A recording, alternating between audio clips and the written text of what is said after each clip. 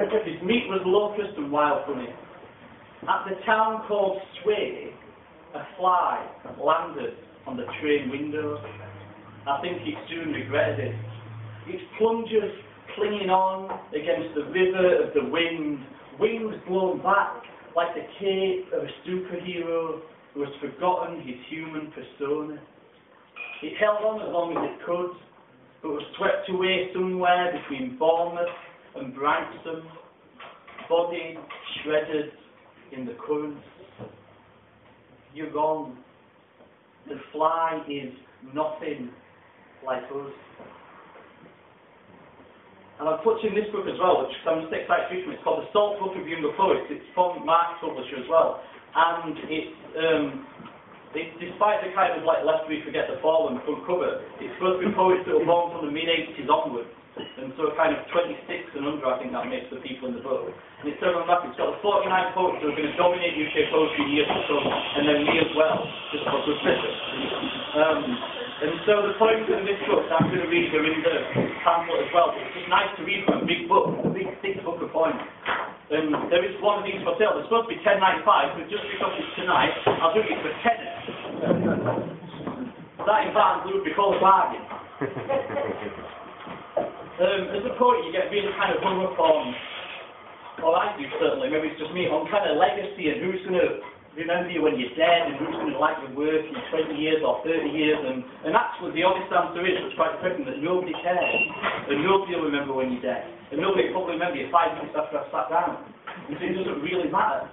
But there's poetic legacy, and poets come in and out of fashion, poets fade in and out of consciousness, and so poetic legacy is a difficult thing. And so I just thought, well, maybe if I invent a poet and try to come up with a legacy for them, then that might be one way around it.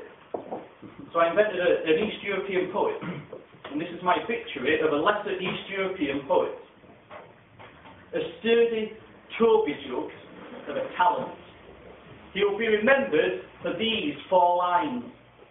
The violence of chrysanthemums, the snow-choked distances. I mourn the curve of the earth bending towards spring. People haven't heard his words, but they heard him whistling through the back rooms of the village where he waited out his life. He liked trousers to look worked in. He could hold a tune in a storm. His death was overshadowed by a power cut and a rare win for the national cricket team. He survived by a country which ignored him and a wife whom he ignored. And I read that at a reading a few months ago, and a bloke came up to me afterwards and went, I'm a huge fan of that poet. I'm really glad you wrote about it. Because I thought, blimey. And so genuinely, I thought I'll keep reading it. So reading a couple of months later, I read it out, and a bloke came up to me at the end and went, I met him once, and you've captured him really well. And so I just keep reading it in the hope that we'll conjure up the spirit of this East European poet. It might be tonight. It might be here. If we keep reading that poem. Nabokov, who wrote Lolita, and a book that I'm kind of fascinated by, and also just Nabokov as a writer. But he also collected butterflies, which I just find kind of fascinating. In fact, and not just as a hobby, he collected so many that when he died, they're kind of in this museum as a scientific artifact. He's actually really good at it, photo opportunity. And these butterflies kind of became part of his legacy, and it's not too much of a leap kind of in the head to go, right, Lolita, butterflies, and all that kind of mingled in. So this is Nabokov's butterflies. Savage beauty of pinned wings, hillsides stalked with suits, tight, net, glass encyclopedia of specimens, thousands, frail arms crucified, skin-toned lingerie draped across thorax and nerves. Think of a wife pulling pages from the embers, coming back from the brink.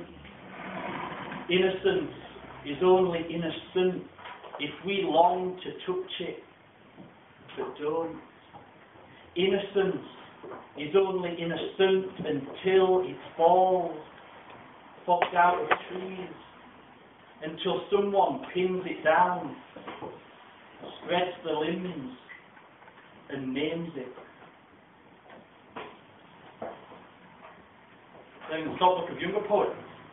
Available for £10, special poststamp price £10. Just for tonight. Last couple now. 2.1. I was always supposed to give a 2.1 when I started doing readings, but when I started doing readings I was doing open mics, so I was only doing 2 points. So it seems to be kind of an odd thing to do, but these are the last couple of points.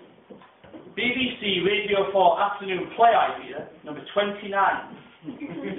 You'll have to buy the book to read the rest. I must say, there are some of these on sale, only £4, and there's some that I can do for less because they got destroyed by a mango salad that I had in my bag on the train. So, if you want a mango damaged book, you can have it for less and put it on eBay when I'm famous.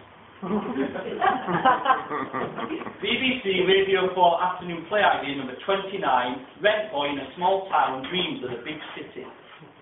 Truth, I want out to fade like an unfashionable pronunciation. It started with the recurring dream of a car journey.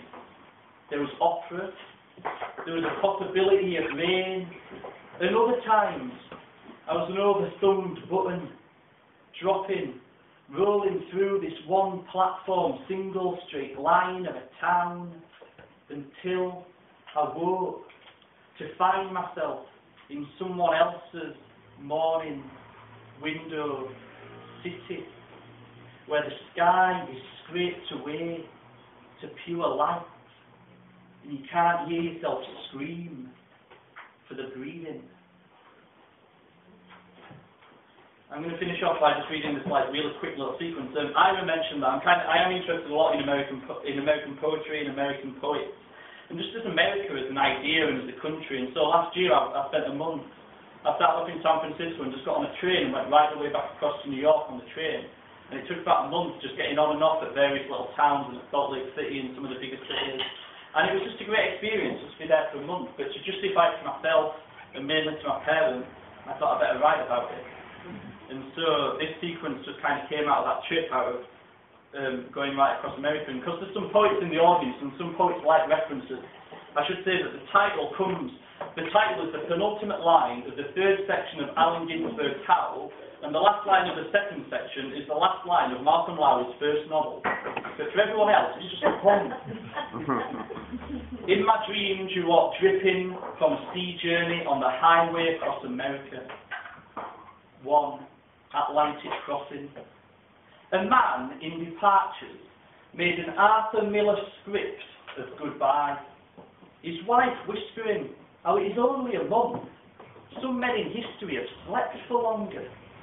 Tomorrow's rain huddled beneath the plains, England unravelling into the Irish Sea.